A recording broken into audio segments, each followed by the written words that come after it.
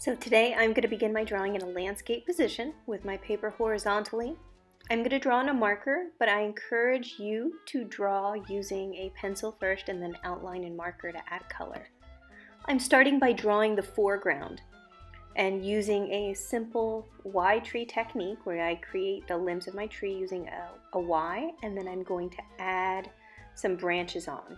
Now the tree is going to be in my foreground, the area that's closest to me.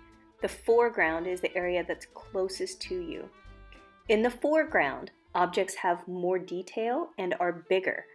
So we will be drawing our picture by first drawing the foreground, then we will move to the middle ground, and finally the background. So in the foreground, I'm drawing my objects bigger and with more detail. I'm also using an overlapping technique, drawing one object in front of the other to create space. We are standing on top of a mountain looking down at the beautiful landscape below us. I'm now moving on to the middle ground. And on the middle ground area, I'm going to draw the base of one of the mountains and some of the shrubs going through here. So as I am slowly drawing and following the top of the mountain across, you'll notice that I'm using another overlapping technique, drawing one mountain in front of the other. And then I'm going to imagine that there is a road. Follow the photograph and follow the road that's coming out of the back. Now notice how at the road is wide down at the bottom, and I'm slowly making the road more narrow, and that is giving us the illusion of depth and space. So it looks like the road closest to the mountain is farther away. And then from here, I'm going to outline some of the farmland that you can see, which is going to give me some options later when I add color. And adding the extra farmland and trees, I slightly followed the picture. I used it as inspiration, but I was also feeling pretty creative, and so I added some extra bushes and different shrubbery as I was going along, and I encourage you to do the same.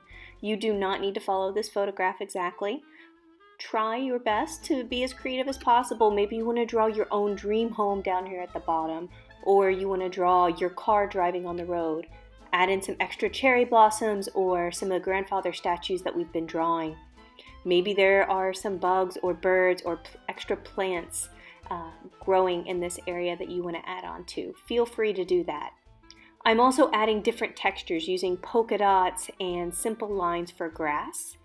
Feel free to use Zentangles to add some extra depth and or interest into your artwork.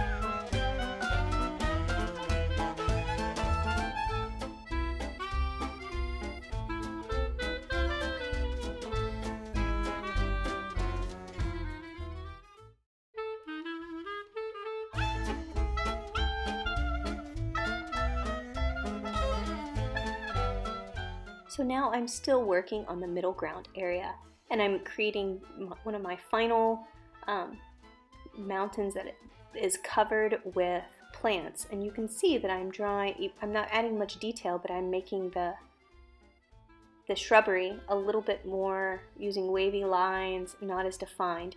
The farther things get away from us, the farther things are away, the smaller they are, and the less detail they have. They also have a lighter color, which is something to keep in mind when you're going through. Now finally, I'm going to add the background, and you'll notice that I switched from my Sharpie marker, which has a thick tip, down to the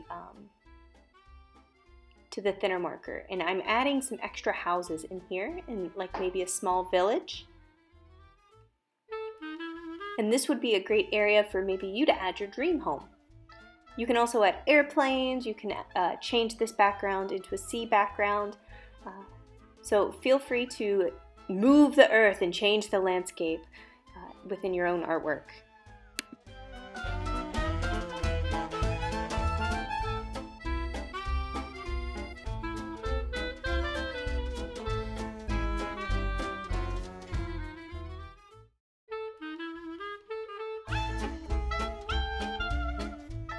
Now I'm moved on to a little bit of a thicker marker to add the background area, or the mountains that are the farthest away from me. And here I'm following along with the photograph that we have, but I'm using a very thin line and a thinner marker than I did in the beginning. These I'm going to add some of the lighter colors too. So by the time I get back to these mountains, you'll notice in the colored portion of the artwork or the guided drawing later, I switch over and I start to add those mountains blue. And if you look at the photograph, you'll notice that the mountains do look blue. Now for the final line of mountains in the back, I have added the thinnest marker, or started to draw with the thinnest marker. And the photograph does not have this portion right here dedicated to water, but for some reason I just went ahead and made it water. But I'm going to go back and turn that into land a little bit later. Now up here I'm going to draw some clouds in the sky, and the teacher who submitted this captured a beautiful sunset. Now the closer the clouds are to us, the higher they will be in the picture, and the more detailed I have. The smaller clouds will look farther away and be below the other clouds. So the closer clouds are going to be on the top part, and the farther the clouds are away, they will be below. And then from there, I'm going to add the colors for a sunset. All right, I'm going to now add some, clean up some of my lines and add some extra details and textures. And you'll notice that as I thicken some of the lines, it makes the picture look a little bit more interesting. And I encourage you guys to do the same. Following this, you're going to notice that I have a sped up drawing on how to color. So I encourage you to add color when you're finished, and don't forget to upload your artwork to Seesaw. You can also take a look at the selfie, JEJU your selfie, and maybe you want to create a selfie portrait, so you can add it to the different landscapes on JEJU, and you can take the quiz to guess which teacher submitted this photograph for our JEJU art series. All right, if you have any questions, send me an email or a message. Happy drawing!